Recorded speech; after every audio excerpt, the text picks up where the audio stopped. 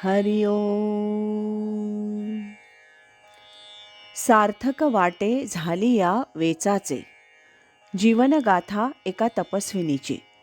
या शीर्षकांतर्गत पूजनीय स्वामी भक्त डॉक्टर सुषमाताई वाटवे यांच्या संकलित आत्मवृत्ताचं वाचन आपण ऐकत आहोत. आज ऐकूया यातील प्रकरण 4, विविध भूमिका, याचा भाग 6. कथालक्ष्मी या मासिकात 1967 साली वैद्यकीय व्यवसायातील कथा आणि व्यथा या शीर्षकाखाली मी प्रत्येक महिन्याला एक कथा लिहून पाठवत असे. त्यात स्त्री जीवनातील समस्यांवर आधारित एका सत्य घटनेचं चित्रण केलेलं असे. वाचकांना ते खूपच आवडत असे. अशी एक कथा एका सुप्रसिद्ध कवींच्या मनाला खूपच भावली. त्यांनी त्या कथेचं वाचन झाल्यानंतर ताबडतोब काही काव्यपंक्ती उत्स्फूर्तपणे 5-7 जाड कागदावर आपल्या पद्धतीप्रमाणे लिहिल्या. त्याला एक रिबन बांधून ते कागद एक दिवस माझ्यासमोर आणून ठेवले. त्यावरून लक्षात आलं की त्यात नीला नावाच्या एका स्त्रीची मानसिक व्यथा चित्रित करण्यात आली होती. ती वाचून त्यांच्या अंतःकरणाला कुठेतरी खोल वेदना झाल्या. त्यातून स्फुरलेल्या त्या काव्यपंक्ती होत्या. त्यातील महत्त्वाच्या शेवटच्या ओळी होत्या: सोडा वैद्यकी 1000 डॉक्टर, दिव्य लेखणी साक्षात्कारी, घेऊन ये तू या क्षितिजावर. योगायोगानं पुढे तसंच घडलं. वैद्यक व्यवसायाला विराम दिला गेला. हातात लेखणी राहिली आणि अध्यात्मासारख्या विषयावर अक्षरवाङ्मय लिहिलं गेलं. कधीकधी असं वाटतं, परमेश्वरच अनेक मुखातून काहीतरी सुचवीत असतो. आपलं त्याकडे लक्ष पाहिजे. नवीन अपत्याला जन्म देताना आईला बरेच कष्ट पडत असतात, पण त्यात आनंदही असतो. तसेच कष्ट आणि आनंद एकेका ग्रंथाचं लेखन करत असताना लेखकाला अनुभवता येतो.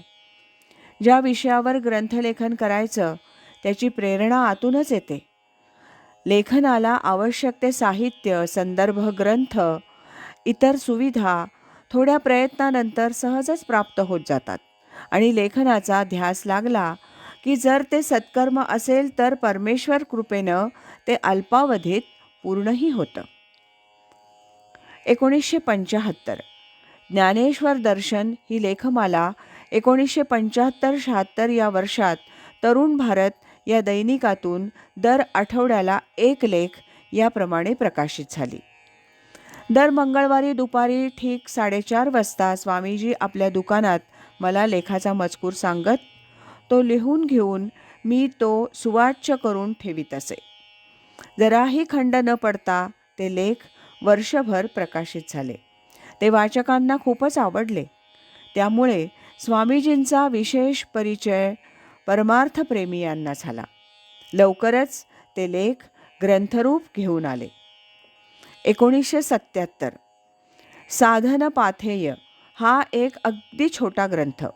स्वामीजींनी एका साधिकेला साधनेत नेमकं मार्गदर्शन ठरेल असं एक पत्र लिहिलं.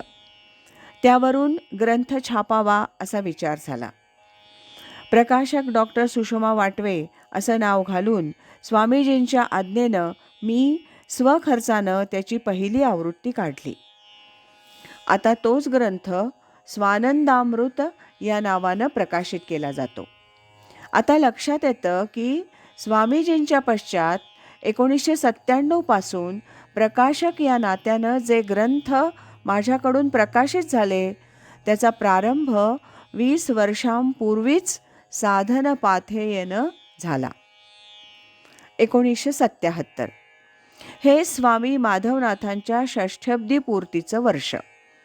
त्यानिमित्तानं अमृतबिंदू हा छोटा ग्रंथ प्रकाशित करावा असा विचार झाला. मी आणि मिलिंद यांनी स्वामीजींच्या बोलण्यातील वेचे टिपून घेतले होते. त्यावरून हा ग्रंथ तयार झाला. सर्व लेखन स्वामीजींना वाचून दाखवण्यात आलं आणि त्यांची संमती मिळाल्यानंतरच तो ग्रंथ तयार झाला. 1980. स्वामीजी साधकांच्यात बोलत असताना आपल्या लहानपणीचे संस्कार, शालेय जीवन, साधना, संसार, ग्रंथांचा अभ्यास, सद्गुरूंची कृपा यासंबंधी अनेक गोष्टी आणि प्रसंग सांगत. त्यावरून त्यांचं एक चरित्र लिहावं असं माझ्या मनात आलं. मी स्वामीजींना माझा विचार बोलून दाखवला. त्यांची संमती मिळाल्यावर मी प्रत्यक्ष त्यांच्याकडून आणि त्यांच्या सान्निध्यात आलेल्या इतर व्यक्तींच्या मुलाखती घेऊन चरित्राचा बराच मजकूर 1977-78 मध्ये तयार केला. ते चरित्र मी लिहावं अशी स्वामीजींची इच्छा होती. तथापि त्यावेळची आजूबाजूची परिस्थिती लक्षात घेऊन तो चरित्र ग्रंथ दुसऱ्या एका सिद्धहस्त लेखकानं लिहावा असा निर्णय झाला. अत्यंत लालित्यपूर्ण भाषेत श्रीयुत सोमण यांनी ते चरित्र लिहिलं. थेंबुटा सागरी बुडाला. 1994 मध्ये त्याचं पुनर्मुद्रण झालं. त्यावेळेला स्वामीजींच्या सूचनेनुसार ते संक्षिप्त करण्यात आलं. ते काम स्वामीजींनी माझ्याकडे दिलं. 1989 मध्ये स्वामीजींचं दुसरं चरित्र वर्षत सकळ मंगळी हे माझ्याकडून लिहिलं गेलं. 1981 अनंत राघवाचा शोध. श्री समर्थ रामदास यांच्या मनाचे श्लोक या आकारानं छोट्या पण महान ग्रंथातील निवडक 18 श्लोकांवर स्वामीजींनी खाजगी बैठकीत जे थोडक्यात विवरण केलं ते मी टेपवर घेतलं, लिहून काढलं. त्यावरून एक ग्रंथ प्रकाशित झाला. 1990 स्वामीजींना अनेक साधकांकडून जी पत्र येत त्यामध्ये काही प्रश्न असत, साधनेतील अडचणी, शंका विचारलेल्या असत, प्रापंचिक समस्या असत. त्या बहुतेक पत्रांना स्वामीजी उत्तरं लिहून घेऊन पाठवित असत. पुढे कार्याचा व्याप वाढल्यानं पत्रांना उत्तरं पाठवणं कठीण झालं. म्हणून मी त्यांना सुचवलं की तुम्ही साधकांना जी उत्तरं पाठवली त्याची एक एक प्रत माझ्या संग्रही आहे. आपण तो पत्रसंग्रह ग्रंथरूपानं प्रकाशित करू, म्हणजे साधकांना त्यांच्या प्रश्नांची उत्तरं त्या ग्रंथात मिळतील. स्वामीजींना ही कल्पना पसंत पडली आणि अल्पावधीतच 1990 साली पत्रसंग्रह प्रकाशित झाला.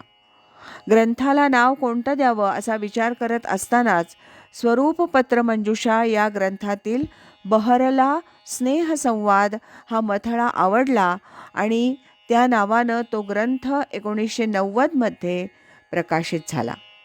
पण आज तो ग्रंथ उपलब्ध नाही.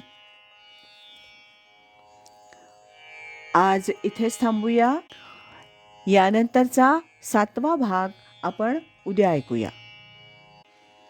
अखंड करी सोहम ध्यान, कृतार्थ जीवन होय त्याचे. हरि ओम तत्सत.